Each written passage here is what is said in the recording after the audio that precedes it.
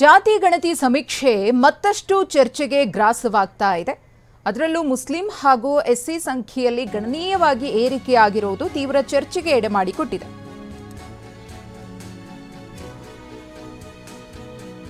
ಮತ್ತಷ್ಟು ಚರ್ಚೆಗೆ ಕಾರಣವಾಯಿತು ಜಾತಿ ಗಣತಿ ಸಮೀಕ್ಷೆ. ಮುಸ್ಲಿಂ ಸಮುದಾಯದ ಸಂಖ್ಯೆಯಲ್ಲಿ 90% ಏರಿಕೆ ಕಂಡಿದೆ. ಎಸ್ಸಿ ಸಮುದಾಯದ ಜನಸಂಖ್ಯೆಯಲ್ಲೂ 90% ಏರಿಕೆಯಾಗಿದೆ.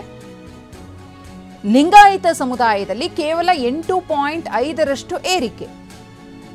ಇನ್ನು 1984ರ ಸಮೀಕ್ಷೆ ಪ್ರಕಾರ ಲಿಂಗಾಯತರ ಸಂಖ್ಯೆ ಹೆಚ್ಚಿತ್ತು.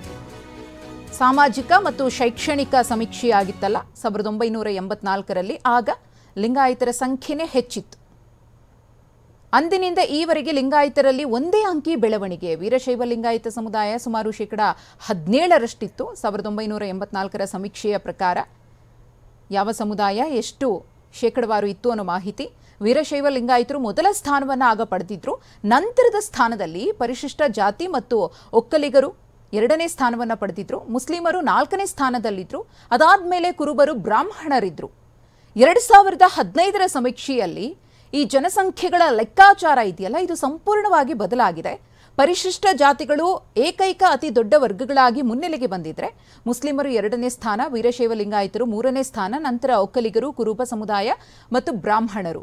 ಆದ್ರೀಗ ಮುಸ್ಲಿಮರ ಸಂಖ್ಯೆಯ ಏರಿಕೆಯ ಬಗ್ಗೆ ಚರ್ಚೆ ಆಗ್ತಾ ಇದೆ.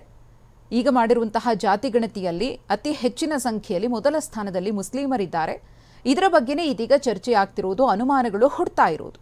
ಉಳಿದೆಲ್ಲ ಜಾತಿ ಸಮುದಾಯಗಳಿಗಿಂತ ಮುಸ್ಲಿಮರ ಸಂಖ್ಯೆಯಲ್ಲಿ ಹೆಚ್ಚಾಗಿದ್ದು ಹೇಗೆ? ನಿಧಾನಗತಿಯ ಬೆಳವಣಿಗೆಯ ವಿಚಾರ ಇತರ ಜಾತಿಗಳಿಗೆ ಅನ್ವಯಿಸಿದ್ದು ಹೇಗೆ ಅಂತ ಹೇಳಿ ಚರ್ಚೆಗಳು ಶುರುವಾಗಿದೆ.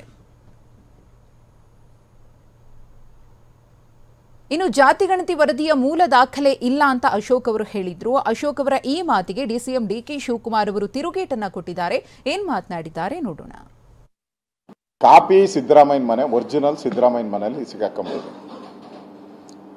ಒರಿಜಿನಲ್ಲು ಸಿದ್ದರಾಮಯ್ಯನ ಮನೆ ಸಿಕ್ಕಾಕೊಂಬಿಟ್ಟಿದೆ. ಅಲ್ಲ, ಕೇಳಿಸ್ಕೊ, ವರದಿ ಅಲ್ಲಿ ಸಿಕ್ಕಾಕೊಂಬಿಟ್ಟಿದೆ. ಸರ್ಕಾರ ಬಿದ್ದೋಯ್ತಲ್ಲ, ಅವರು ನಾವೇ ಬತ್ತೀರಿ, ಅನ್ನ ಭಾಗ್ಯ ಕೊಟ್ಟಿದ್ದೀನಿ, ಅದು ಭಾಗ್ಯ ಕೊಟ್ಟಿದ್ದೀನಿ ಅಂತಾರಲ್ಲ, ಎಲ್ಲ ಭಾಗ್ಯಗಳು. ಈಗ ಹೆಂಗ 5 ಗ್ಯಾರಂಟಿ ಕೊಟ್ಟಿದ್ರು, ಅವಾಗ 5 ಭಾಗ್ಯಗಳು ಕೊಟ್ಟಿದ್ರು. ಬಂದ್ಬಿಡ್ತೀನಿ ಅಂತ ಬರ್ಲಿಲ್ಲಲ್ಲ, ಆ ತರಾತುರಿಯಲ್ಲಿ ಅವನು ಓಡೋಗ್ಬೇಕಾಯ್ತಲ್ಲ ಆಯೋಗದ ಅಧ್ಯಕ್ಷ. ಏನ್ ಮಾಡ್ದ? ಅಲ್ಲಿ ಇದ್ದಿದ್ದು ಈ ಕಾಪಿ ಹೊಡಿತಾರಲ್ಲ ಕಾಲೇಜುಗಳಲ್ಲಿ, ಸ್ಕೂಲ್ಗಳಲ್ಲಿ ಕಾಪಿ ಹೊಡೆದಾಗ ಅವನು ಇನ್ಸ್ಟ್ರಕ್ಟರ್ ಬಂದಾಗ ಯಾವ್ದಾವುದೋ ಎತ್ತಿ ಜೋಡಿಸ್ಬಿಟ್ಟು ಕೊಟ್ಬಿಟ್ಟು ಓಡೋಗ್ಬಿಡ್ತಾನ. ಅವನು ಎಕ್ಸಾಮ್ ಯಾವ್ದೋ ಕೊಟ್ಬಿಟ್ಟು ಓಡೋಗ್ಬಿಡ್ತಾನ ಅವನು. ಹಂಗೆ ಅವರು ಕೊಟ್ಬಿಟ್ಟವನು. ಒರಿಜಿನಲ್ ಅಲ್ಲೇ ಉಳ್ಕೊಂಬಿಟ್ಟೈತೆ. ಯಾರೋ ಸಿದ್ದರಾಮಯ್ಯನ ಮನೆಯಲ್ಲಿ ಸೀಲ್ ಮಾಡಿರೋದು ಇದು ಡೂಪ್ಲಿಕೇಟ್. ಒರಿಜಿನಲ್ ಸಿದ್ದರಾಮಯ್ಯನ ಮನೆಗೆ ಸಿಕ್ಕಾಕೊಂಬಿಟ್ಟೈತೆ. 100% ನಕಲಿ. ಡೌಟ್ ಯಾರು ನಿಮ್ಗೆ? This is authentic document. It's not a BJP document. It is a government document. It's authentic. ಇದನ್ನ ಪ್ಲೇಸ್ ಕೂಡ ವಿಧಾನ ಪರಿಷತ್ತಲ್ಲಿ ಆಗಿದೆ ಅಂತ ನೀವೇ ಹೇಳ್ತಾ ಇದ್ದೀರಲ್ಲ. ಮೋರ್ ಅಥೆಂಟಿಕ್ ಅಲ್ಲ, ಮೋರ್ ಅಥೆಂಟಿಕ್. ಅಥೆಂಟಿಕ್ ನಾನು ಹೇಳಿದ್ದು, ನೀವು ಹೇಳಿದ್ಮೇಲೆ ಅದು ಮೋರ್ ಅಥೆಂಟಿಕ್. ಸಿದ್ದರಾಮಯ್ಯನವ್ರಿಗೂ ಇದು ಬ್ಯಾಕ್ವರ್ಡ್ ಕ್ಲಾಸ್ ಕಮಿಷನ್ ಒಂದು ಇಂಡಿಪೆಂಡೆಂಟ್ ಏಜೆನ್ಸಿ. ನೀವು ಹೋಗಿ ಅವರು ನಮ್ಮ ಜಯಪ್ರಕಾಶ್ ಹೆಗಡೆ ಕೇಳಬೇಕು. ಸಿದ್ದರಾಮಯ್ಯನವ್ರು ಹೆಂಗೆ ಅದ್ರ ಬಗ್ಗೆ ಅವ್ರ ಮನೆ ವಿಚಾರ ಅವರೇ ನೋಡಿಲ್ಲ. ಅದನ್ನು ಅಲ್ಲೇ ಕ್ಯಾಬಿನೆಟಲ್ಲಿ ಅವ್ರೇನು ರಿಪೋರ್ಟ್ ಕೊಟ್ಟಿದ್ರು ಅದೆಲ್ಲ ಕಂಪ್ಲೀಟ್ ಸೀಲ್ ಮಾಡಿ ಕಂಪ್ಲೀಟ್ ತಂದು ಕ್ಯಾಬಿನೆಟಲ್ಲಿ ವಿಡಿಯೋ ಮಾಡಿ ಓಪನ್ ಮಾಡಿದ್ರು. ಸೊ ಅವ್ರು ಹೆಂಗೆ ಆ ರೀತಿ ಸುಳ್ಳು ಹೇಳ್ತಾರೆ? ಭಾಳ ಜವಾಬ್ದಾರಿ ಸ್ಥಾನದಲ್ಲಿ ಇತ್ಕೊಂಡು ಹಂಗೆಲ್ಲ ಮಾತಾಡಬಾರ್ದು. ಸೊ ಅದೇನಿದ್ರು ನೀವು ಅವ್ರೇನಾದ್ರು ಕೇಳಬೇಕಾದ್ರೆ ಆ ಕಾಪೀಸು ಮತ್ತೊಂದೆಲ್ಲ ಒರಿಜಿನಲ್ಲು ನಿಜನ ಸುಳ್ಳು ಕೇಳಬೇಕಾದ್ರೆ ಜಯಪ್ರಕಾಶ್ ಹೆಗಡೆ ಅವ್ರ ಹತ್ರ ಹೋಗಿ ಅವ್ರು ಮಾತಾಡಲಿ. ಇಲ್ಲ ಅಂದರೆ ಅವ್ರ ಸೆಕ್ರೆಟರಿ ಯಾರಿದ್ದಾರೆ ಅದಕ್ಕೆ ಸಂಬಂಧಪಟ್ಟವರು, ಅವ್ರ ಯಾರು ಆಫೀಸರ್ ಇದ್ದಾರೆ, ದಯಾನಂದ ಯಾರು, ಅವ್ರ ಹತ್ರ ಹೋಗಿ ಮಾತಾಡಿದ್ರೆ ಅವ್ರಿಗೆ ಉತ್ತರ ಸಿಗ್ಬೋದು. ಇಲ್ಲಾಂದ್ರೆ ಅವ್ರ ಹತ್ರ ಸಂಪರ್ಕ ಮಾಡಿದ್ರೆ ಅವ್ರಿಗೆ ವಿಚಾರ ತಿಳಿಬೋದು.